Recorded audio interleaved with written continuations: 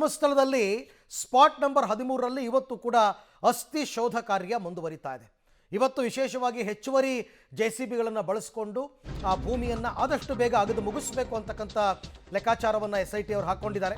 Point 13ರಲ್ಲಿ ಇವತ್ತಾದರೂ ಸಿಗುತ್ತಾ ಕುರುಹು ಅಂತ. Point 13ರಲ್ಲಿ SIT ತಂಡದಿಂದ ಉತ್ಖನನ ಆರಂಭ ಆಗಿದೆ. ಅದರಲ್ಲೂ ದೂರುದಾರ ನಿನ್ನೆ ಎಲ್ಲ ಅಷ್ಟೆಲ್ಲ ಆಗಿದ್ರಲ್ಲ 18-20 ಅಡಿ ಅಲ್ಲಿಂದ ಉತ್ತರ ದಿಕ್ಕಿನಲ್ಲಿ ಅಗದಿದ್ದೀನಿ ಅಂತ ಕೂಡ್ತಿದ್ದೀನಿ ಅಂತ ಹೇಳಿದ್ದಂತೆ. ಈಗ ಉತ್ತರ ದಿಕ್ಕಿನಲ್ಲಿ ಆ ಜಾಗದಲ್ಲಿ ಆಪರೇಷನ್ ಅಸ್ಥಿ ಪಂಜರ ಮುಂದುವರಿತಾ ಇದೆ.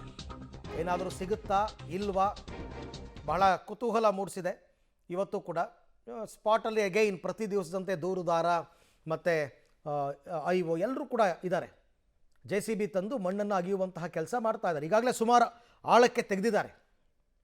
ಇವತ್ತಾದರೂ ಏನಾದರೂ ಸಿಗುತ್ತಾ ಅನ್ನುವಂಥದ್ದು ಪ್ರಶ್ನೆ.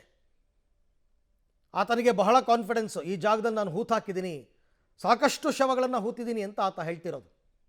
ಬಟ್ ನಿನ್ನೆನೂ ಇದೇ ರೀತಿ ಹೇಳಿದ್ದ, ಏನೂ ಸಿಗಲಿಲ್ಲ.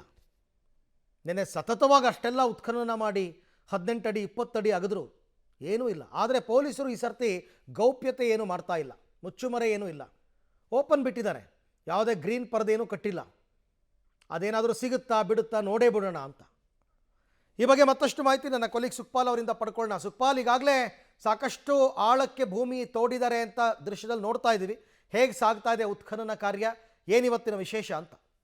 ಸುಮಾರು 1 ಗಂಟೆ ಆಯಿತು ಈ ಒಂದು ಪಾಯಿಂಟ್ ನಂಬರ್ 13ರ ಇನ್ನೊಂದು ಭಾಗದಲ್ಲಿ, ಅದರ ಪಕ್ಕದಲ್ಲೇ ಆರಂಭಗೊಂಡಿರುವಂಥ ಇದನ್ನು 13ನೇ ಪಾಯಿಂಟ್ ಅಂತ ಗುರುತಿಸಿದ್ದಾರೆ. ಈಗ 2 ಹಿಟಾಚಿಗಳ ಮೂಲಕ ಆರಂಭಗೊಂಡಿದೆ. ನೀವು ದೃಶ್ಯದಲ್ಲಿ ಗಮನಿಸಬಹುದು ಅರವಿಂದ್, ನಿರಂತರವಾಗಿ 2 ಹಿಟಾಚಿಗಳು ಆ ಒಂದು ಸ್ಥಳದಲ್ಲಿ, ಅಂದರೆ ಅಲ್ಲಿ ವಿದ್ಯುತ್ ಕಂಬದಲ್ಲಿ ಏನು 13 ಅಂತ ಪಾಯಿಂಟ್ ನಿಮಗೆ ಕಾಣ್ತಾ ಇದೆ, ಹಾಗಾಗಿ ಅದನ್ನು ಈ ಪಾಯಿಂಟನ್ನು 13 ಅಂತ ಇಟ್ಕೊಂಡು ಕಂಟಿನ್ಯೂ ಆಗಿ ಮಾಡುವಂಥ ಕೆಲಸ ಇದು. ಯಾವಾಗಲೂ ಬೇರೆ ಕಡೆಗಳಲ್ಲಿ 15 ಬಾರ್ A ಅಂತ B ಅಂತ ಮಾಡ್ತಾ ಇದ್ರು, ಆದರೆ ಇದನ್ನು 13 ಅಂತ ಗುರುತಿಸ್ಕೊಂಡು ಈಗ ಕಂಟಿನ್ಯೂ ಆಗಿ ಅದರದ್ದು ಕಂಟಿನ್ಯೂ ಅನ್ನುವಂಥ ರೀತಿಯಲ್ಲಿ ಈಗ ಗುಂಡಿ ಅಗೆಯುವಂಥ ಕೆಲಸಗಳನ್ನು ಮಾಡ್ತಾ ಇದ್ದಾರೆ. 2 ಸಣ್ಣದು ಮತ್ತು ದೊಡ್ಡದು ನಿನ್ನೆಯ ರೀತಿಯಲ್ಲಿ 2 ಹಿಟಾಚಿಗಳು ನಿರಂತರವಾಗಿ ಗುಂಡಿ ತೆಗೆಯುವಂಥ ಕೆಲಸಗಳನ್ನು ಮಾಡ್ತಾ ಇದೆ. ಈಗ ಸುಮಾರು 5 ಅಡಿಯಷ್ಟು ಆಳಕ್ಕೆ ಮಣ್ಣನ್ನು ತೆಗೆಯಲಾಗಿದೆ. ಆ ಭಾಗದಲ್ಲಿ ಸ್ವತಃ ದೂರುದಾರ ಜೊತೆಗೆ ಪುತ್ತೂರು AC ಆಗಿರುವಂಥ ಸ್ಟೆಲ್ಲಾ ವರ್ಗೀಸ್ ಜೊತೆಗೆ SITನ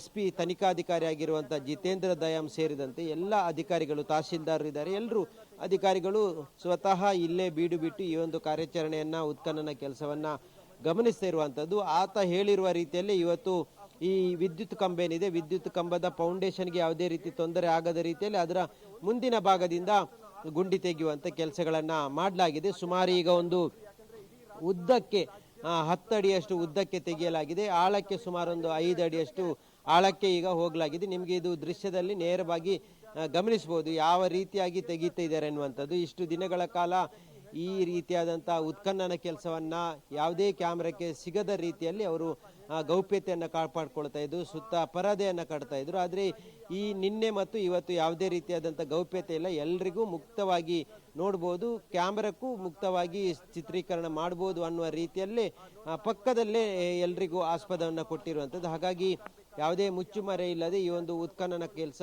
ನಡೀತಾ ಇದೆ. ನಿನ್ನೆ ಈ ಒಂದು ಪಾಯಿಂಟ್ 13ನೇ ಪಾಯಿಂಟ್ ಏನಿತ್ತು, ಆ ಪಾಯಿಂಟ್ನಲ್ಲಿ ಖಂಡಿತವಾಗಿಯೂ ದೊಡ್ಡ ಪ್ರಮಾಣದಲ್ಲಿ 16 ಶವಗಳ ಅಸ್ಥಿ ಪಂಜರಗಳು ಸಿಗುತ್ತೆ ಅನ್ನುವಂಥ ಕಾನ್ಫಿಡೆಂಟಿಂದ ಆತ ಹೇಳ್ಕೊಂಡಿದ್ದಾನೆ. ಹಾಗಾಗಿ ಇದನ್ನು ಬಹಳಷ್ಟು ದಿನಗಳ ಕಾಲ ಯಾವುದೇ ರೀತಿಯಾಗಿ ಉತ್ಖನನ ಮಾಡದೆ ಇಟ್ಕೊಳ್ಳಲಾಗಿತ್ತು. ಜೊತೆಗೆ ಇಲ್ಲಿ 16 ಕಡೆಗಳಲ್ಲಿ ಏನು ಶವಗಳನ್ನು ಹೂತಾಕಿದ್ದೇನೆ ಅನ್ನುವಂಥ ಹಿನ್ನೆಲೆಯಲ್ಲಿ ಎಲ್ಲ ಕಡೆಗಳಲ್ಲೂ ಫೈಂಡ್ ಔಟ್ ಮಾಡಬೇಕು ಅನ್ನುವಂಥ ಹಿನ್ನೆಲೆಯಲ್ಲಿ ಡ್ರೋನ್ ಏನಾಯಿತು ಅದನ್ನು ಡ್ರೋನನ್ನು ಬಳಕೆ ಮಾಡೋದ್ರ ಮೂಲಕ, ಅದರಲ್ಲಿ GPR ಅನ್ನು ಬಳಕೆ ಮಾಡೋದ್ರ ಮೂಲಕ ಇಡೀ ಭೂಮಿಯನ್ನು ಸ್ಕ್ಯಾನ್ ಮಾಡುವ ಕೆಲಸವನ್ನು ಮಾಡಲಾಗಿತ್ತು. ಆದರೆ ಸ್ಕ್ಯಾನ್ ಮಾಡಿದ ಸಂದರ್ಭದಲ್ಲಿ ಏನೂ ಪತ್ತೆ ಆಗಿಲ್ಲ. ಆದರೂ ಆತ ಹೇಳಿದ ರೀತಿಯಲ್ಲಿ 18 ಅಡಿ ಆಳಕ್ಕೆ ಹೋಗಿ ಗುಂಡಿ ತೆಗೆಯುವಂಥ, ಮಣ್ಣು ತೆಗೆಯುವಂಥ ಕೆಲಸವನ್ನು ಮಾಡಿದ್ರು. ಆದರೂ ಯಾವುದೇ ರೀತಿಯಾದಂಥ ಕಳೆಬರಗಳು ಪತ್ತೆ ಆಗಿಲ್ಲ. ಈಗ ಅದರ ಪಕ್ಕದಲ್ಲಿ ಮತ್ತೆ ಒಂದು ಗುಂಡಿಯನ್ನು ತೆಗೆಯುವಂಥ ಕೆಲಸಗಳಾಗುತ್ತೆ. ಆತ ನಿನ್ನೆ ಸಂಜೆ ವೇಳೆಗೆ ಹೇಳಿದ್ದಾನೆ, ಇಲ್ಲಿ ಇವತ್ತು ನಾನು ತೋರಿಸಿರುವಂಥ ಜಾಗ ಏನಿದೆ ಅದರಲ್ಲಿ ಖಂಡಿತ ಮತ್ತೊಂದಷ್ಟು ಶವಗಳು ಸಿಗುತ್ತೆ, ನಾನು ಅಧಿಕವಾಗಿ ಈ ಸ್ಥಳದಲ್ಲಿ ಹೂತಾಕಿದ್ದೇನೆ ಅನ್ನುವಂಥದ್ದನ್ನು ಆತ ಹೇಳ್ಕೊಂಡಿದ್ದಾನೆ. ಹಾಗಾಗಿ ಆ ಕೆಲಸಕ್ಕೂ SIT ಅಧಿಕಾರಿಗಳು ಹಿಂದು ಮುಂದೆ ನೋಡದೆ ಕೆಲಸವನ್ನು ಆರಂಭಿಸಿದ್ದಾರೆ. ಇವತ್ತು ಏನಾದರೂ ಸಿಗದಿದ್ದರೆ ಮತ್ತೆ ಈ ಒಂದು ಉತ್ಖನನ ಕಾರ್ಯಕ್ಕೆ ಒಂದು ತೊಡಕಾಗುವಂಥ ಸಾಧ್ಯತೆಗಳಿದೆ. ಬೇರೆ ಬೇರೆ ಕಡೆಗಳಿಂದ ಈ ಒಂದು ಉತ್ಖನನದ ಬಗ್ಗೆ ಮಾತುಗಳು ವ್ಯಕ್ತ ಆಗ್ತಾ ಇರುವಂಥದ್ದು, ಜನಸಾಮಾನ್ಯರು ಮಾತಾಡುವ ಪರಿಸ್ಥಿತಿಗೆ ಹೋಗಿದೆ ಈ ಒಂದು ಉತ್ಖನನ ಕಾರ್ಯ. ಆತ ತೋರಿಸಿದ ಯಾವ ಜಾಗದಲ್ಲೂ ಸಿಗದಿದ್ರು, ಏನೂ ಸಿಗದಿದ್ರು ಮತ್ತೆ ಮತ್ತೆ ಉತ್ಖನನ ಮಾಡುವ ಕೆಲಸವನ್ನ ಅಧಿಕಾರಿಗಳು ಯಾವ ಕಾರಣಕ್ಕೆ ಮಾಡ್ತಾ ಇದ್ದಾರೆ ಅನ್ನುವಂಥದ್ದು ಒಂದು SIT ತಂಡದ ಮೇಲೆ ಅನುಮಾನಗಳು ಬರುವಂಥದ್ದು ಆಗಿದೆ. ಜೊತೆಗೆ ರಾಜ್ಯ ಸರ್ಕಾರ ಇದನ್ನ ಉದ್ದೇಶಪೂರ್ವಕವಾಗಿ ಮಾಡಿಸ್ತಾ ಇದೆಯಾ ಅನ್ನುವಂಥ ಮಾತು ಕೇಳಿ ಬರ್ತಾ ಇದೆ. ಈ ಹಿನ್ನೆಲೆಯಲ್ಲಿ ವಿಧಾನಸಭೆಯಲ್ಲೂ ಈ ರೀತಿಯಾದಂಥ ಚರ್ಚೆಗಳಾಗಿದೆ. SITಗೆ ಪಾರದರ್ಶಕವಾದಂಥ ತನಿಖೆ ಮಾಡಬೇಕು, ಇಲ್ಲ ಅಂತ ಹೇಳಿದ್ರೆ ಈ ಒಂದು ಏನು ಉತ್ಖನನ ಕಾರ್ಯ ಇದೆ ಅದನ್ನ ಇಲ್ಲಿಗೆ ಸ್ಥಗಿತಗೊಳಿಸಬೇಕು ಅನ್ನುವಂಥ ಒತ್ತಾಯಗಳು ಈಗ ವ್ಯಾಪಕವಾಗಿ ಕೇಳಿ ಬರ್ತಾ ಇರುವಂತದ್ದು. ಹಾಗೆ ಸಂಪರ್ಕದಲ್ಲಿ ಸುಖಪಾಲ್, ನಿಮ್ಮ ಜೊತೆನಲ್ಲಿ ನಾನು ಮತ್ತೆ ಮಾತನಾಡ್ತೀನಿ. ಒಟ್ಟಾರೆ ಈಗ ಉತ್ಖನನ ಕಾರ್ಯ ನಡೀತಾ ಇದೆ. ಪಾಯಿಂಟ್ 13ಕ್ಕೆ 2 ಹಿಟಾಚಿಯನ್ನು ತರಿಸ್ಕೊಂಡಿದ್ದಾರೆ SIT ಅವರು. ದೂರುದಾರ ಗುರುತಿಸಿದ ಸ್ಥಳದಲ್ಲಿ ಶೋಧ ಕಾರ್ಯ ನಡೀತಾ ಇದೆ. ನಿನ್ನೆ 4 ಗಂಟೆ 18 ಅಡಿ ಆಳ ತೆಗೆದಿದ್ರು ಟೀಮು. 18 ಅಡಿ ಆಳ ತೆಗೆದ್ರು, ಯಾವುದೇ ಕುರುಹು ಸಿಕ್ಕಿರಲಿಲ್ಲ, ನೀರು ಬಂತು. ಅದೇ ಜಾಗದ ಬಳಿ ಇವತ್ತು ಶೋಧ ಕಾರ್ಯ ಕೂಡ ಮುಂದುವರಿತಾ ಇದೆ.